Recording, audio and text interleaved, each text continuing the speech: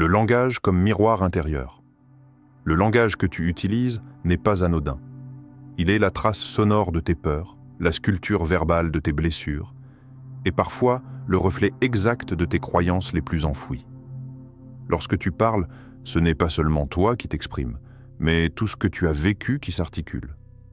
Tes mots sont des témoins silencieux de ton histoire. L'écrivain Émile Cioran disait « La parole a été donnée à l'homme pour dissimuler sa pensée. » Mais parfois, c'est justement dans l'inconscience de ta parole que ta vérité crue se révèle. Alors, pourquoi parles-tu ainsi? Est-ce un besoin de contrôle?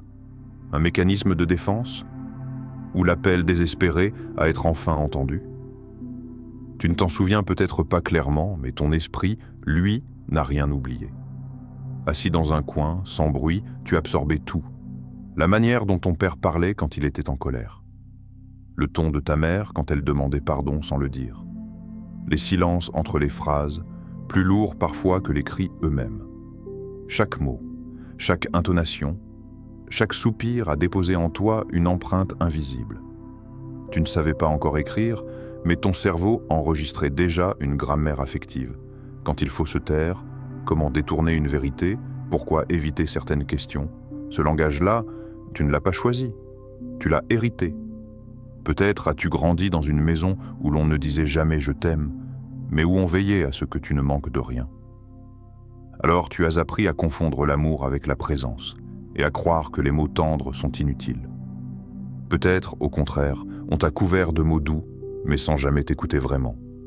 Alors aujourd'hui, tu sais parler, mais tu doutes qu'on t'entende. C'est là que commence la vérité inconfortable. Tu parles peut-être encore comme l'enfant que tu étais, prisonnier de phrases qui ne t'appartiennent pas. Tu utilises l'ironie pour éviter la tendresse. Tu coupes la parole pour ne pas laisser le silence dévoiler ta peur.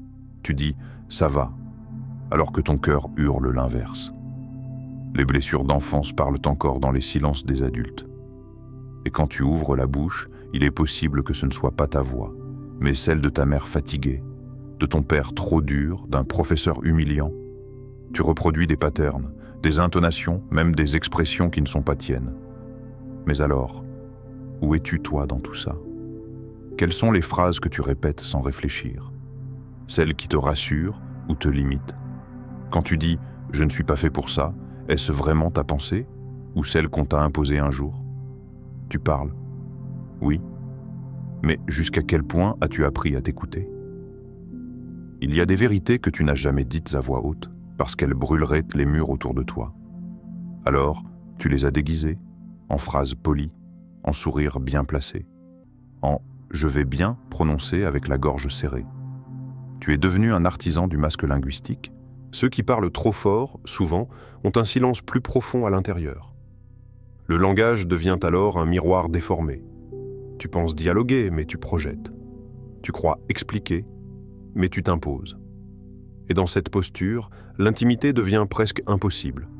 Tu contrôles, oui, mais tu t'éloignes. Et si, en relâchant un peu ce besoin de maîtriser chaque mot, tu laissais la place à quelque chose de plus vrai, plus vivant, plus vulnérable? Les silences dans ton langage. Il existe en toi un langage muet, un alphabet de soupirs, de regards fuyants, de gestes retenus. Ce que tu ne dis pas vit quand même en toi. Tes silences sont lourds, non pas vides, mais pleins. Pleins de mots que tu as enfermés par peur, par pudeur, par fatigue. Tu t'es tu tant de fois que ton silence est devenu un dialecte à part entière. Chaque respiration suspendue, chaque phrase abandonnée à mi-chemin est un poème inachevé. Ton corps, lui, a appris à parler à ta place. Un froncement de sourcils, une main posée sur la nuque, un pas de recul quand on s'approche trop. Tout ce qui ne s'exprime pas s'imprime. Jacques Salomé. Dans la tradition zen, on dit que le silence est la réponse ultime à toute question sincère. Le silence n'est pas une absence de mots, mais une présence plus dense que la parole. Dans ton silence, il y a des pardons que tu n'as jamais demandés, des colères jamais libérées, des « je t'aime » coincés dans la gorge depuis des années. Et toi, quelle phrase vis-tu sans jamais la dire? Est-ce « je me sens seul » ou peut-être « je n'ai jamais guéri » Tes silences te protègent. mais ils te pèsent aussi. Ce sont des coffres verrouillés contenant l'enfant que tu étais, l'adulte que tu crains de devenir, l'âme que tu oublies parfois d'écouter. Parle-toi un instant. Écoute ce que ton silence essaie de te murmurer. Peut-être y trouveras-tu la clé d'un mot ancien, celui qui attend, depuis toujours, d'être dit à voix nue. Le langage façonné par la société. Ce n'est pas uniquement ton histoire qui façonne ta manière de parler, c'est aussi ton époque. Tu vis dans un monde qui valorise l'instantané, où l'on doit parler vite, répondre sans réfléchir, séduire en une phrase. On ne te donne plus le temps d'habiter tes mots, tu postes, tu tweets, tu commentes. Et sans le savoir, tu traduis tes émotions dans un langage fabriqué, réduit, rentable. Tu n'écris plus « je suis triste », tu mets un émoticône. Tu n'expliques plus ton point de vue, tu choisis un mème.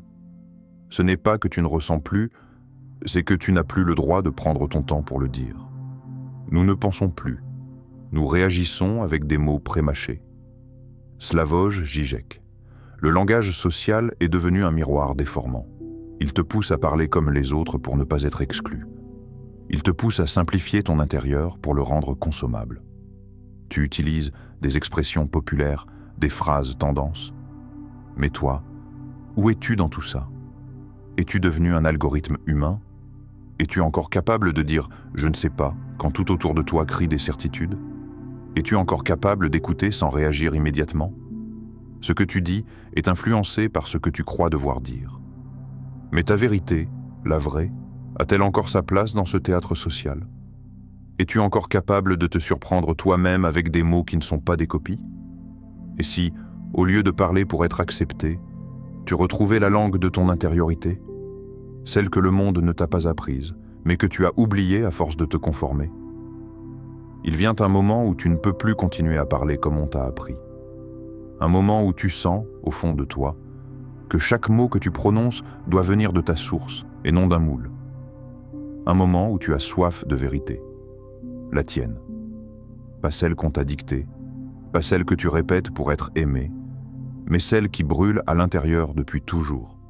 Tu n'as pas été créé pour réciter, tu as été créé pour incarner. Et ta voix, c'est ton empreinte vibrante. Elle n'a pas besoin d'être forte, elle a besoin d'être vraie.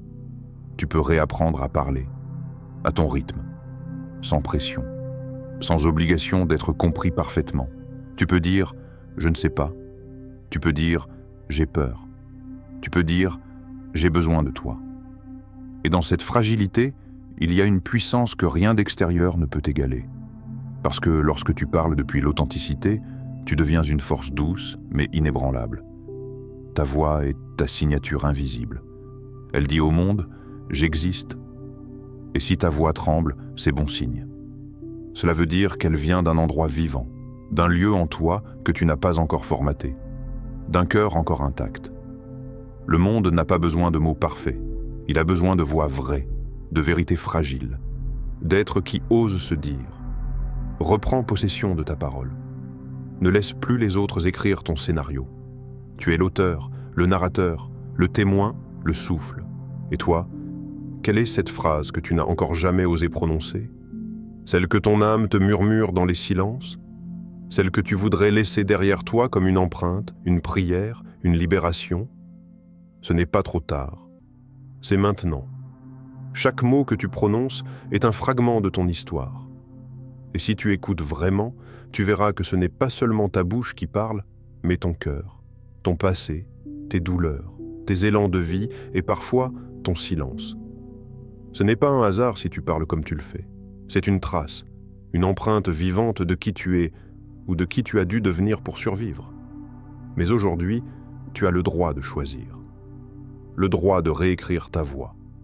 Le droit de te réconcilier avec ce que tu n'as jamais pu dire. Ne laisse plus le monde te voler tes mots.